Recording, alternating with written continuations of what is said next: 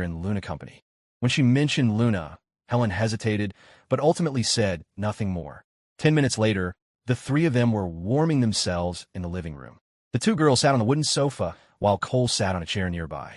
The source of the heat was what Linden Creek locals called a huoboa, a short, ceramic brazier. It was filled with a thick layer of ash, with glowing wood charcoal nestled inside. Without one, winter would be unbearable. Luna had just toured Cole's room and was feeling quite happy. All these things were a part of Cole, making her feel closer to him.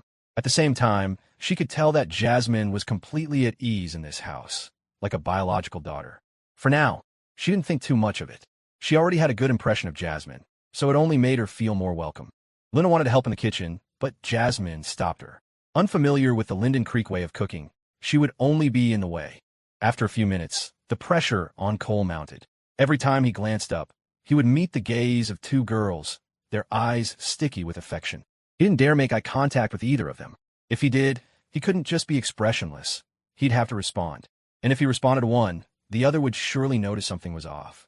He quickly stood up and pretended to set the table. He started talking about trivial company matters, trying to distract the girls. It worked. Their gazes were no longer so intense. Their attention shifted to business. To maintain this fragile peace, Cole even started guiding them in a conversation, imagining what the internet of the future would look like. Ding, ding, ding, ding. His phone buzzed with a Facebook message. Cole pulled it out of his pocket. It was Serena. Serena. Cole, are you home yet? Baby misses you. Cole, I miss you too, baby. Serena, did Luna arrive? Cole, she's here. Talking with Director Young right now. He texted with a perfectly straight face, looking so serious one would think he was discussing quarterly reports with a colleague. Serena, is she sleeping with Director Young? Cole, yes, of course. Serena, oh good. By the way, Haley got back a while ago. She was asking when we could all go to the movies again. Winking face Cole, sounds good.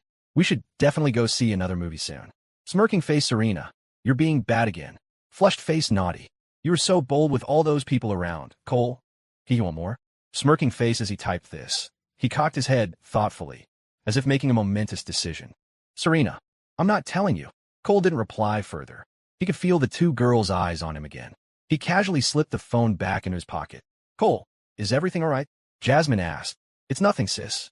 Wyatt just had a sudden idea and wanted to run it by me, Cole said with a calm smile. He thought to himself, thank God I never stand near trees or telephone poles during a thunderstorm. Knock, knock, knock. That must be his father, the accountant, home from work. Cole hurried to open the door. Dad, you're back. Godfather. It was indeed the accountant. He first looked at his son with a teasing glint in his eye. Well, well, the great entrepreneur has returned. Then he smiled at Jasmine. Jasmine, you're back. Finally, he looked warmly at Luna. This must be Luna. Welcome to our home for the new year. Hello, Uncle, Luna said, having already stood up, her expression a little tense. Sit, sit, the accountant said, gesturing with his hand. Don't be so formal. Treat this as your own home. It was a common platitude, but to Luna's ears, it felt different. She had no experience navigating these situations and could only sit back down. But her heart settled a little.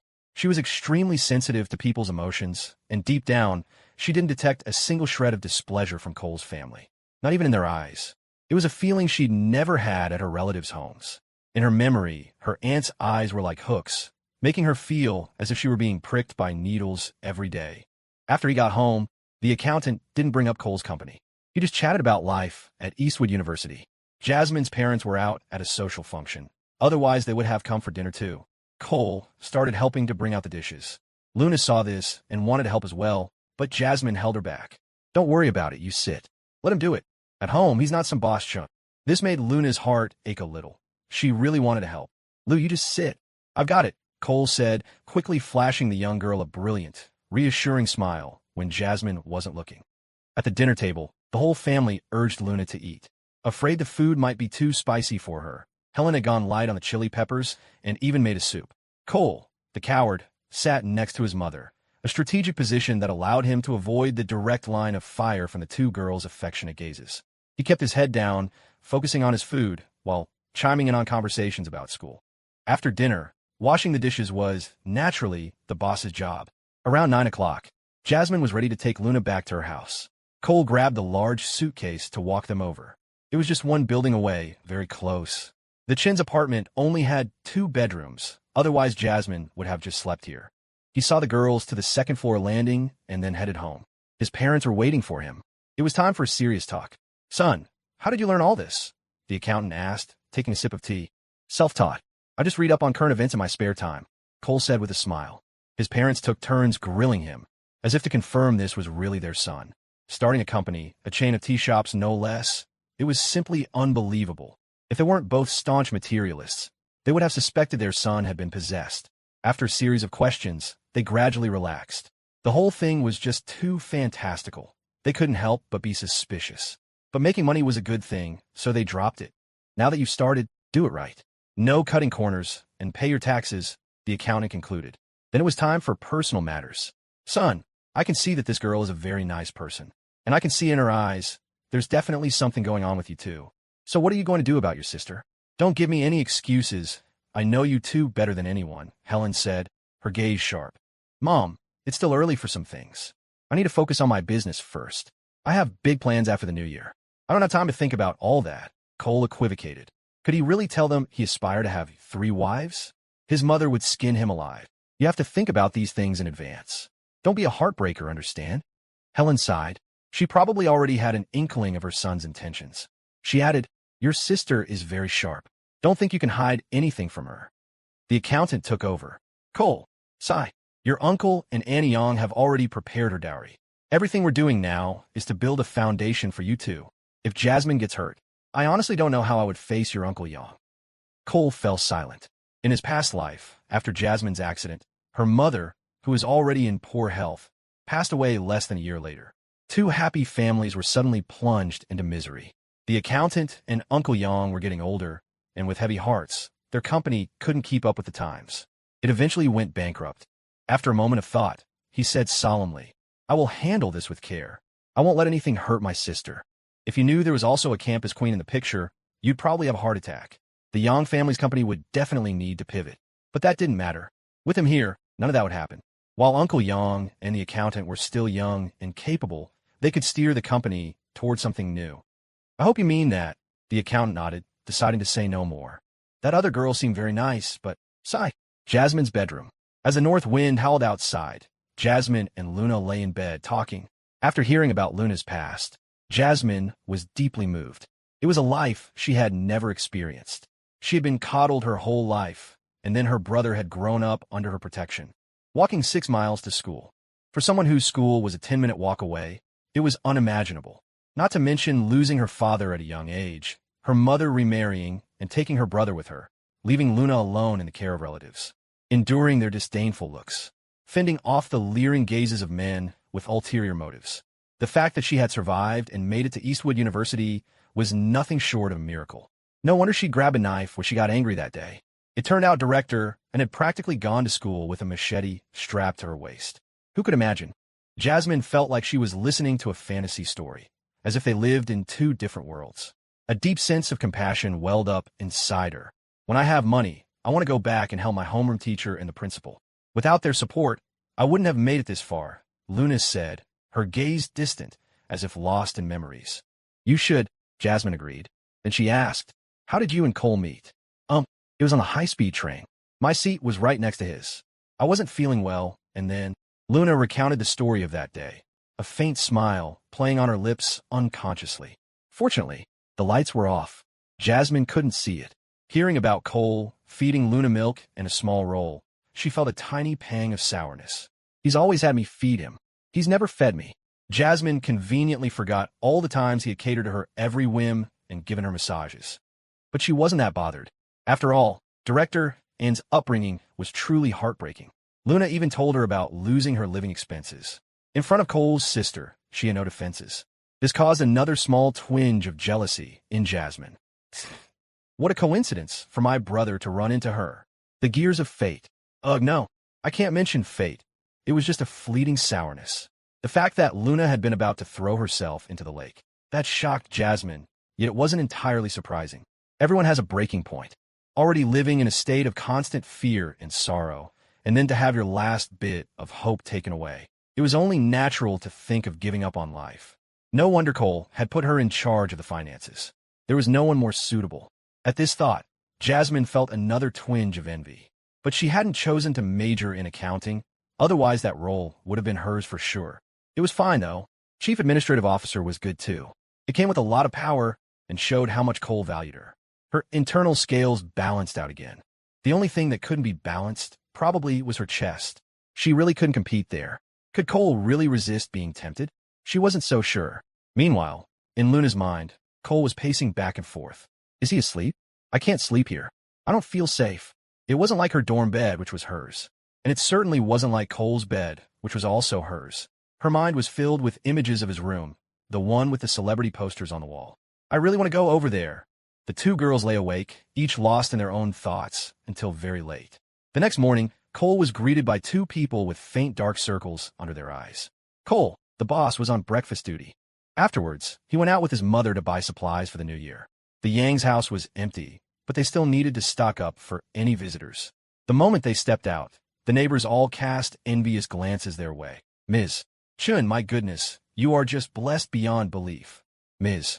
Chun, I bet Cole will be getting married right after graduation, won't he? Haha, that's up to him, Helen said, her heart swelling with pride. No matter which one became her daughter-in-law, their looks, their figures, their presence. It was a huge boost to the family's prestige. Maybe it'll be both of them, Ms. Chun mused internally. Cole was having his own internal monologue. Please, for the love of God, don't ask which one is the daughter-in-law. Thankfully, no one asked the fatal question. The four of them went on a shopping spree at the market. With a tycoon like Cole present, they bought whatever they wanted. Helen finally got to experience what it felt like to be truly wealthy. The accountant's salary wasn't low, but he would never indulge like this. The three younger ones ended up carrying a mountain of bags. Cole, just as they were leaving the market, they heard Leo's voice. A reunion between two old classmates should have been a joyous occasion. But when Leo saw the two celestial beauties flanking Cole, one on each side, his spirits immediately sank. The one on the right, he knew, was Cole's godsister. But who was the one on the left? Was there no justice in the world? Cole, come here for a second. Leo grabbed Cole and pulled him aside. What's going on? What's so secret? Cole asked, playing dumb. He gave the two girls a wave. You guys go on ahead, I'll catch up. They walked a short distance away. Cole, is that one your girlfriend? Leo asked, his eyes wide with disbelief as he gestured with his chin. That's a secret, Cole said with a sly grin. He couldn't say for sure. If Leo got the wrong idea, Jasmine might get angry. But not saying anything was as good as saying something. It was up to Leo to interpret. Holy crap. Cole, you're the man. Leo was so shocked his pupils dilated. As a fellow man, he felt he understood the true power of Sir Cole. Enough about me. Are you seeing anyone? Cole changed the subject. I was talking to this one girl, but it was over before I even got to touch her, but Leo said, his face a mask of misery. You went straight for her, but Cole's inner gossipmonger perked up. My boy Leo is that bold. Of course not. What kind of lowlife do you think I am? She won an iPhone 4. Damn thing costs thousands of dollars. Where am I supposed to get that kind of money? Leo shook his head regretfully. Didn't you win some money before? I did, but I'm not going to just throw it away like an idiot. You think I'm stupid? Whoa, nice one. Your guard is up. You know it. Who do you think I am? Huh, plenty of fish in the sea. Why get hung up on one rotten one? You should have seen this girl. The very next day, she was at the Apple store with some sophomore. Was she hot? Don't even mention it. Compared to yours, she's like a puddle next to Niagara Falls. Now, that's what I like to hear. Serena Shun is back too. Have you seen her? Aren't you at the same school? Haven't seen her, but I know she's back. You haven't seen her, man. She's gotten even more beautiful. It's like she's being nourished by love or something. She's absolutely radiant. Leo gushed. Is that so? Cole feigned surprise. Is the nourishment that obvious? He then asked, where did you see her? At the high school. Yeah, where else? Leo shrugged. We had a class reunion a while back. You guys didn't come. Serena just got back a few days ago. Cole knew about this. Serena had been visiting her grandfather. Leo's face soured.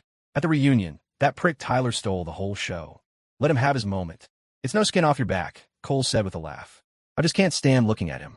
Driving around in that car is like he owns the place, and he's got this girlfriend who talks in this whiny, cutesy voice. Leo sneered. Forget about him. Anyway, I gotta go. We should get together sometime, Cole said, seeing Jasmine wave at him. How about tomorrow for lunch? We can get Serena and Haley to come too. Sure, but I might have to bring people. Cole couldn't just leave Luna behind. That would make her feel unimportant and anxious. And if he brought Luna, he had to bring Jasmine to keep the scales balanced. Serena would probably maintain her ladylike composure. Right? No problem. The more the merrier. After they parted ways, Cole rejoined the two girls. Cole, we need to buy some charcoal. We're running out of home. Carrying the charcoal was, of course, a job Jasmine would assign to her brother. Okay. Sis Lou, we're going out for lunch tomorrow. Director Shun will be there too. Okay. All right. Luna had already heard from Jasmine that the legal director, Serena Shun, was one of Cole's classmates. A small sense of crisis pricked at her, but it wasn't overwhelming. She had immense confidence in herself. A certain someone's wolfish appetite was the best proof of that. And it wasn't just that. She could also feel a deep, special affection from the way he doted on her. After they got home with all their purchases, Cole slipped into the bathroom and checked his messages from Serena. Serena, we have relatives over the next 2 days. I'll find an excuse to sneak out for lunch tomorrow. New Year's Day, I have to go to Grandpa's. Then the day after a bunch of people are coming to our house. Then the day after that I have to go to Grandma's. It's so exhausting. Cole, there's always time, baby. You're working so hard. Serena, it's not hard. I just miss you. He chatted with Serena for a few more minutes, pushing the limits of a plausible bathroom break before finally placating her. That evening, Jasmine's parents, the Yangs, came over for dinner. They heaped praise on Cole, asking him how his website actually made money. Since they were all family, Cole didn't hide anything, explaining his business model in detail. Hearing it from Jasmine was one thing, but hearing it from the man himself was another experience entirely. The four adults were stunned. In their minds, Cole was still a child. And that wasn't even mentioning his 3T shops. The kid who was practically still a toddler yesterday had, overnight, risen to their level. The feeling was indescribably strange and shocking.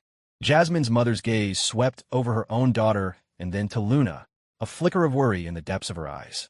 The after-dinner conversation revolved almost entirely around Cole. It was past 9 before the Yangs were ready to leave. Just as Jasmine was about to lead Luna out the door, Luna looked at Cole, hesitating. What's wrong? Cole asked. Luna looked shyly at Cole, then glanced at Jasmine. Could I sleep here? I can sleep on the sofa. She pointed to the wooden sofa. A simple quilt would be enough. She wasn't used to sleeping at the Yang's house. Cole instantly guessed her reasoning, but letting her sleep in the living room was out of the question. He looked at Jasmine, his face a mask of righteousness, and negotiated. Sis, how about? Will it lose sleep in my room? I can just sleep in the living room. Then I can sneak in during the night. Fine, Jasmine said coolly. Luna and I will sleep in your room. You can have the living room. Oh, okay. Cole's face showed cheerful agreement, but his heart sank. Looks like there would be no sneaking in. His parents, of course, had no problem with it, as long as the three of them weren't all sleeping in the same bed. Cole ran over to the Yang's house to get the suitcase containing the girls' pajamas and toiletries. When Jasmine's parents heard their daughter wasn't coming back for the night, they weren't surprised. Her mother, however, pulled Cole aside for a chat, asking about Luna's situation. Cole told her the whole story. After hearing it, Jasmine's mother just sighed and didn't ask anything else. The girl had had such a hard life. For her to be making all sorts of assumptions would be malicious. If Luna had come from a normal family, she would have hinted to Cole to keep his distance. But now, she couldn't bring herself to say it. Her conscience wouldn't allow it. She was a frail woman and a devout Buddhist. She had her own understanding of compassion and karma. When he returned with the suitcase, the two girls had already taken over his room. They were making a bed for him on the wooden sofa, with a thick quilt for a mattress and another for a blanket. Cole tried lying down. His lower legs dangled over the armrest. The sofa wasn't very long. It could squeeze 4 people sitting, but a person is always longer when lying down. It wasn't going to be a comfortable night. Luna immediately looked heartbroken. Should I not have done this? Now he won't be able to sleep well. It's fine. I've slept like this before, Cole said, seeing her self-reproach and quickly reassuring her. Whenever relatives visited, he slept in the living room. After the girls went into his room, Cole moved the brazier a safe distance away and cracked open the sliding door to the balcony. The apartment had good cross-ventilation, so a small gap was enough. It would be a little cold, but that was better than being found stiff and cold in the morning. As the night deepened, he could faintly hear the two girls talking in his room. Occasionally, Jasmine's voice would rise in an excited tone, as if she were telling stories from their childhood. Cole felt a little anxious. Sis, please, there are some things you really shouldn't talk about. Inside the room, it was pitch black. Luna was lying comfortably, the pillow smelling of Cole. She was listening to Jasmine tell funny stories about her and Cole's childhood. As she listened, she felt a pang of envy. She had never experienced anything like that. For some reason, she felt that Jasmine's tone was excessively cheerful. But this kind of joy was foreign to her. Unable to pinpoint the reason, she didn't dwell on it. Jasmine, meanwhile, was completely lost in her happy memories. She told every story except for the period in high school when Cole had distanced himself from her. A moment ago, she had brushed against Luna. Her heart had immediately soured with an overwhelming jealousy. That little bastard had loved them since he was a kid. Now that he was grown up, what would happen? She was surrounded by danger on all sides. Ugh, it's all my fault for raising him this way. I shouldn't have given it to him back then. Her thoughts spun. Out of nowhere, she asked, Luna, what did you eat when you were little? Is there anything special in your region that's particularly nutritious? Huh? No, just normal things. Potatoes, tofu, stuff like that. But in the spring, there were a lot of wild vegetables. Tuna, bamboo shoots, ferns, chameleon plant, wild celery. Lots of things, Luna replied earnestly after a moment's thought. The speaker was unintentional, but the listener had other ideas. Jasmine began to wonder, could one of those things make your figure better? They had bamboo shoots and ferns in the countryside around Linden Creek. Maybe she should get some and try them. She was truly envious. The key was that Luna's proportions were perfect. She wasn't just large, she was well-defined. That was a rare combination. Director Young, haven't you eaten those before? I ate them all the time, Luna said innocently. I've had a little. Jasmine instinctively wanted to ask if she'd eaten any special, rare, nutritious meats. But the thought was immediately squashed. She already knew how difficult the girl's life had been. To ask about meat? That was no different from asking, why don't they eat cake? Sigh, forget it. I'm not so bad myself. Besides, if they were any bigger, I wouldn't be able to do lyrical dance. It's already a challenge. But she wasn't at a complete disadvantage. Her own supple figure was more than enough to drive that bastard crazy. Yes, after I have kids, I'll have to keep exercising. At this thought, Jasmine bit down on the comforter. Her cheeks began to burn. She knew she had been playing with fire all along. If Cole hadn't been so respectful of her, he would have broken through her defenses long ago. If she tempted him any further, he probably wouldn't even wait until she was 20. She didn't dare imagine what that would be like. Director Young, do you think he's sleeping okay? His legs are hanging off the end. Luna was still worried about this. It's fine, he's tough. Are you very worried about him? A warning bell went off in Jasmine's head. A little. He'll be sore in the morning. Do you like him? I said, do you like him? Everyone at the company likes him, right? Luna almost blurted out, I like him, but caught herself at the last second. She had keenly sensed a strange shift in Director Yang's tone when she asked the question. The words got stuck in her throat. Her thoughts raced, splitting into two streams. One part told her it was unnecessary to say, that her private feelings shouldn't be broadcast. The second part was more complex. Cole had never said words like, I like you. Did he like her? The answer was, without a doubt, yes. Thinking about the word like, she remembered something that had happened in the fall that had left a deep impression on her. A girl in her class had been confessed to by a boy. He stood in a heart made of candles, holding flowers, and shouted, Lucy, I like you. The romantic scene had made many girls green with envy. Lucy, amidst the cheers, had happily accepted. However, less than 2 months later, Lucy was crying her eyes out. They had reportedly broken up. It all happened so suddenly it left everyone baffled. So romantic, yet over in less than 2 months? Was the word romantic just full of hot air, or had the candles burn out too quickly? Later, Lucy said that the passion had only lasted for the first month. After that, they had nothing to talk about. They had no common interests, and their values were worlds apart. The most unbearable thing was that one loved spicy food and the other loved sweet. They could never agree on a meal. They both felt the other didn't understand them, and any disagreement led to a fight.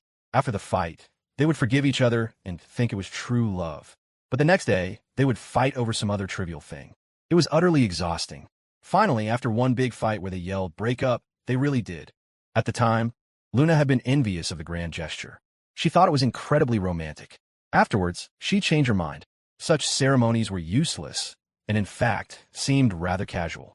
In contrast, her relationship with Cole had none of those superficial formalities. Yet their interactions were like perfectly meshed gears. The lubricant might be a look or a small gesture. And of course, the way he greedily doted on her. What were lovers' quarrels? What were incompatible values? What was not being able to eat the same food? Luna had no concept of these things. She couldn't distill any great wisdom from it, but if she had to say something, it would be that they were simply destined to be together. The corners of her mouth, hidden under the covers, turned up slightly.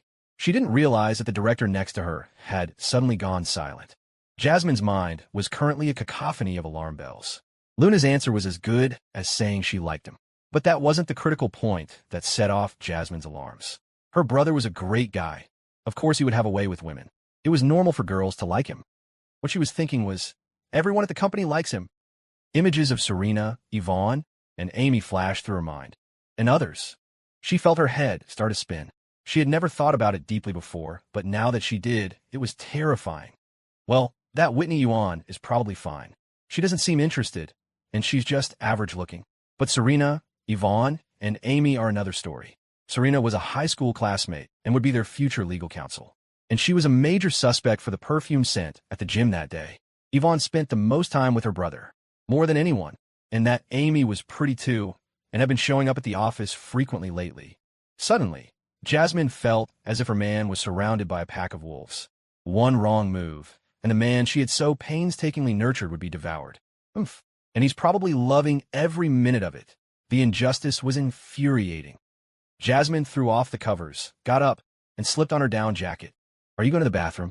Luna asked naively. Yes, Jasmine said, her tone calm as she quietly left the room. She walked over to the wooden sofa, listened for a moment. He seemed to be asleep. Jasmine didn't care whether he was asleep or not. She reached out and gave him a sharp pinch. Ow! Cole, who had been pretending to be asleep, cried out in pain. What's wrong? He was terrified. Have I been completely exposed? Nothing.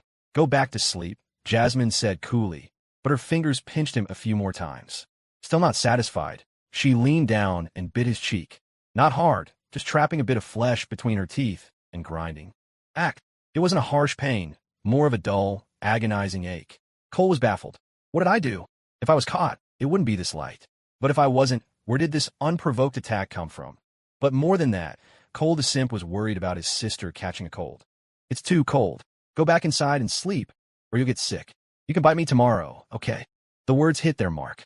More than half of Jasmine's anger miraculously vanished. She released him and twisted his ear. I hate you. Though it was a declaration of discontent, it acted like an aphrodisiac, sending a fire straight through Cole. He wrapped an arm around her neck and pulled her in for a kiss. Jasmine's eyes widened. The little devil. He dares. She panicked. If his parents in a master bedroom heard this, it would be mortifying. She started pinching him frantically. It was useless. Resigned, she gave in, trying her best not to make sound. Click. The door to Cole's room suddenly opened. Director Young, what's wrong? Jasmine shot up as if she'd been caught in the act, her heart pounding against her ribs. Director Young, what's wrong? Luna, wrapped in her own down jacket, asked quizzically. It was too dark to see clearly, but she could make out Jasmine standing by the sofa. Oh, nothing. I was just checking if Cole was sleeping okay. Jasmine feigned composure. She then asked, Are you going to the bathroom? Yeah, me too. Luna's gaze was tinged with suspicion. She thought she had just seen Director Young straightening up from a bent-over position. Was she tucking him in? Okay, then go ahead. Jasmine wrapped her jacket tighter around herself and calmly walked back to the room. Luna glanced at Cole on the sofa. It was too dark to see clearly. She couldn't tell if he was asleep. She went into the bathroom and flicked on the light. But the toilet bowl seemed dry. Hadn't Director Young used the bathroom? Forget it. I won't think about it. As she walked out of the bathroom and past the sofa, she paused. She glanced at the closed bedroom door, then at Cole, and her heart began to race. She tiptoed closer to where his head lay and whispered, Brother, are you asleep? Huh, Lou. I just fell asleep. Go back to the room. Don't catch a cold, Cole said, his voice thick with feigned sleepiness. Oh, okay. Luna was slightly disappointed. Just as she was about to turn away, a hand grabbed hers. Her heart leaped. Both shy and delighted, she bent down. A long moment later, Cole broke away from the fruity taste, cupped the young girl's face, and whispered something in her ear. In the darkness, a crimson blush spread across Luna's face.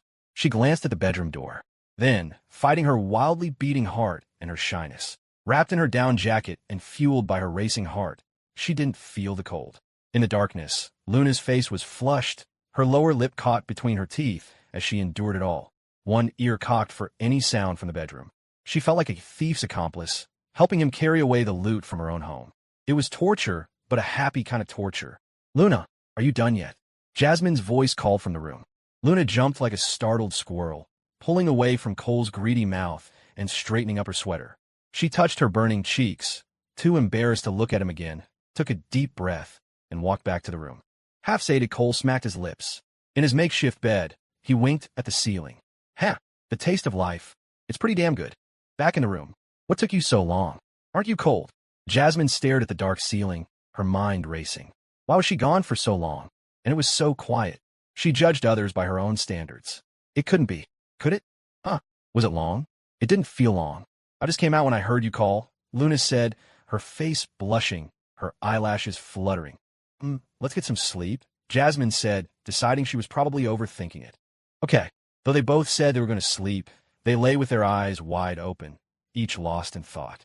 The bedroom was silent, but far from peaceful. The unseen air crackled with restless brainwaves. The next morning, both Jasmine and Luna felt a pang of guilt when facing Cole's parents.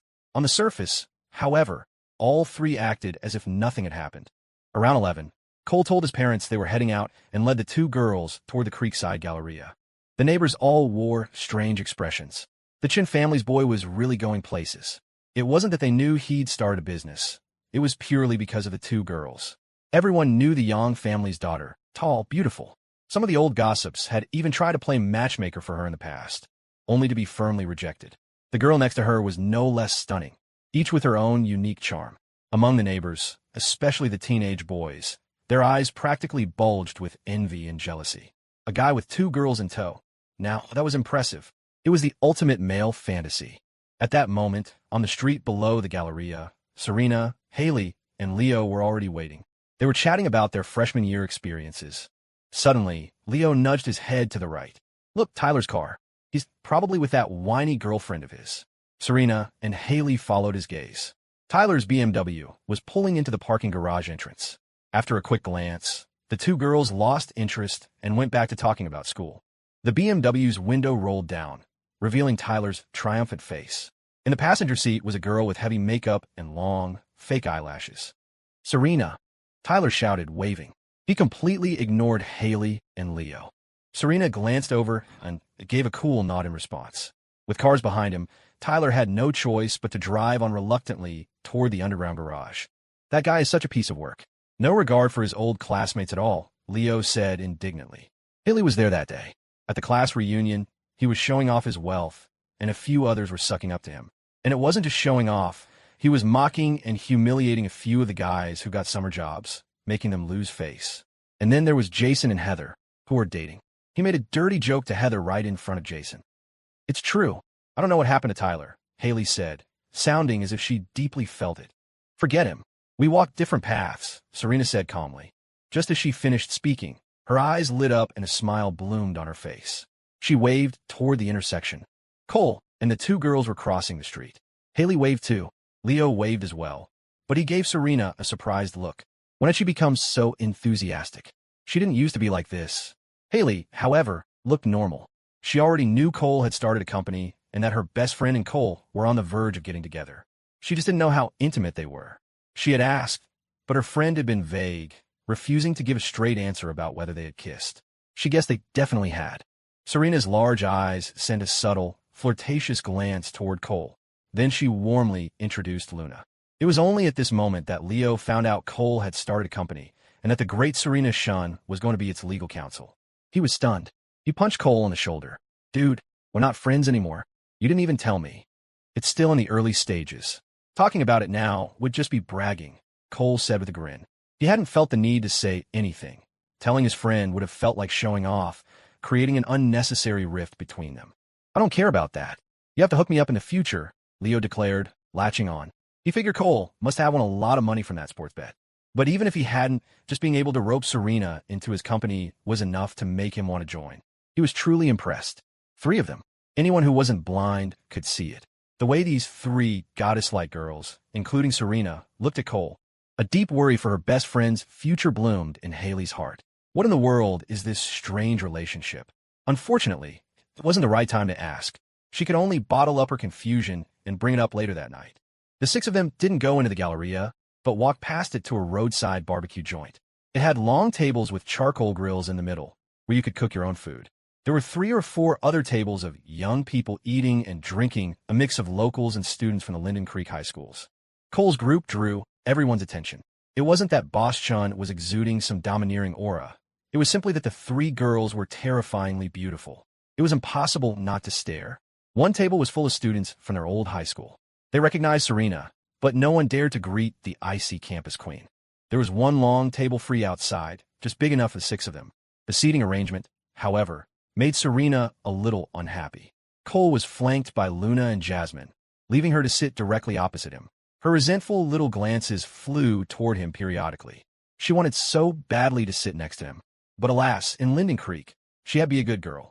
Her heart ached with a single thought. Hurry up and let the semester start. I can't take this. They chatted while they grilled, mostly listening to Leo's gossip about his university. Cole would chime in occasionally. The various stories of relationship drama had the girls gasping in surprise. Just as the conversation was getting good, they heard Tyler's voice from a distance. Serena, there you are. I've been looking all over for you. As he spoke, he walked over, the girl with the eyelash brushes by his side. They were so long they looked like 2 tiny brooms. She was dressed in a fur coat and tall black boots. A few other guys and girls, all dressed in trendy winter clothes, followed them. Cole was surprised to see a familiar face among them. The familiar face was just as stunned to see him. Tyler swaggered over, an expression on his face that said, I own this town. He completely ignored Cole and Leo. They were just 2 high school classmates, no longer worthy of his attention. As he got closer, his eyes lit up. It wasn't just Serena. There were 2 other equally gorgeous girls here, infinitely better than his current girlfriend. He decided there was no way they were with Cole. They must be Serena's classmates. Tyler suddenly regretted bringing his girlfriend out. Serena, he said, his voice full of confidence, why don't you move upstairs to a private room? My treat today. No, thank you, Tyler. You go have your meal. And also, please use my full name, Serena said, quickly glancing at Cole's face, afraid he would be offended. Tyler's smile froze for a second, but he didn't dare get angry. He knew better than to cross Serena. Cole turned to look at the walking, talking embodiment of a failed chemistry experiment that was Tyler and smiled. Well, if it isn't Tyler, then what's his name? What's the matter? You don't recognize me? Since they were eating, he held back the profanity. TCH. Sorry, didn't see you, Tyler said, his nose in the air. You know, I think you still owe me something, Cole reminded him. Don't you go making things up. I don't owe you anything, Tyler denied flatly. Tyler, I'm not trying to start something, but if you have any shred of decency left, you'll go apologize to Jason and Heather, Leo said, giving him no face at all. They all knew each other's backgrounds. No one was afraid of anyone. Tyler's family had made some money, but it was through a connection at the county government. Their gravel pit was just a gravel pit with no special shady background. Leo's family, on the other hand, was large. His relatives ran butcher shops in several of the surrounding towns. As a modern-day Port Prince, he wasn't one to back down. Leo, what are you talking about? I was just joking around. Can a guy make a joke? Tyler chuckled. The Butcher family was crude. No need to get into a pissing match with them. His shifty eyes darted toward Jasmine and Luna, trying to think of an excuse to get to know them. But then a guy next to him raised a hand in greeting. Miss Young, you're here too. The guy had long, swooping bangs covering his left eye, a clear relic of the emo era. Oh, ciao. We're full today, so I won't ask you to join us, Jasmine said with a smile. This was the son of a factory manager at her family's company. He had seen Jasmine at company dinners, but Cole had never been to one, so he didn't recognize him. No problem, Miss Young. You enjoy your meal. We're going for hot pot in a bit, Chow said with an impeccable attitude. Many of the managers had thought about setting up their kids with the sole heiress of the Yang family. Then, nothing came of it. The kids were on completely different levels. Chow, you know her? Tyler asked, surprised. This was perfect. He was just looking for an in, and here it was. Chow leaned in and whispered a few words in his ear. Tyler's eyes lit up. This was a perfect match, family to family. He had never really dared to dream of getting with Serena. He was just shooting a shot. But this was different. Both their families were in business. Just as he was about to speak, Cole shot him a look. Don't even think about it. I'm about to lose my temper. He could tell what Tyler was planning with his eyes closed. This classmate wasn't worth having. When they first started high school, he had seemed like a decent guy, but he had slowly become more and more arrogant. Cole suspected his family had paid his way in. The girls' faces were all like stone. Jasmine said coldly, Chow, take your friend and leave. Before things get ugly. Tyler's chest tightened with anger, his face showing his indignation. I haven't even said anything. I just want to make some new friends. You guys are so narrow-minded. He dangled his BMW keys, spinning them a few times. Sigh, it's a pity. So what if someone gets into a top university? They still have to come out and work for someone else. A guy behind him couldn't take it anymore, afraid Tyler would embarrass himself further. Tyler, let's go eat. I'm starving. Cole looked at this guy and smiled. What's the matter, Simon? Not even going to say hello to me. He hadn't expected to see Simon here, the guy who was always trailing after Julia. He had even pulled an extra $100 bill from his waistband during their coffee bet. Ahaha, Boss Chun. Sorry, I didn't realize it was you. Simon looked a little sheepish. He was too embarrassed to say hello. That time he had foolishly bet on the coffee had been a huge loss of face. Plus, Cole was no longer just a tea shop owner. He was the owner of Headline Today. The tables had turned. His family had some money, but ever since he saw how many ads were on Headline Today, he knew he couldn't compare. You're from Linden Creek too? Cole asked, curious. No, I'm from the next city over. I knew Tyler from before. Just came to hang out, Simon said, his smile friendly. Tyler, standing next to him, felt something was off. Boss Chun, what does that mean? Could it be Cole is some kind of ex-Special Forces soldier returned to the city, posing as a student at our high school? His eyes widened as he looked at Serena. Could it be Cole is her master bodyguard? Then his pupils constricted to pinpricks. Or maybe Cole is the disciple of some hidden master, sent down from the mountains with an arranged marriage to Serena? In that case, has the engagement been broken off yet? No one knew about the drama playing out in Tyler's head. Simon, however, saw his face twitching and, taking pity on him, tugged his arm. Tyler, he's your classmate and you don't know? Headline Today, the app one told you about, the one you said was so fun? Well, this is the founder. Boss Chun. What? The owner of Headline Today is Cole. Tyler was dumbfounded. He had even registered an account with the username The Lou Group's Heir. How would he believe this? The guy from his class who never stood out was the owner of Headline Today? It was impossible. To Tyler, it was as if the town welfare recipient had suddenly become a millionaire. It was too incredible. How was it possible? He shot Simon a look that was half doubt, half disbelief, as if to say, for real? Simon just nodded helplessly. With the answer confirmed, Tyler couldn't even lie to himself anymore. His face drained of color. The prestige of the Lou Group's heir was gone. While he was still driving his father's car, the other guy was already Boss Chun. Tyler's face went from white to green and back again. His eyes were vacant. He stood there for several seconds without speaking. Let's go. Let's get hot pot, Simon said, pulling his arm. He turned to Cole. Boss Chun, let's chat when we have a chance. We're gonna go. He dragged Tyler away, regardless of his dazed state. Miss Young, I'm heading out, said the emo relic Chow. Okay,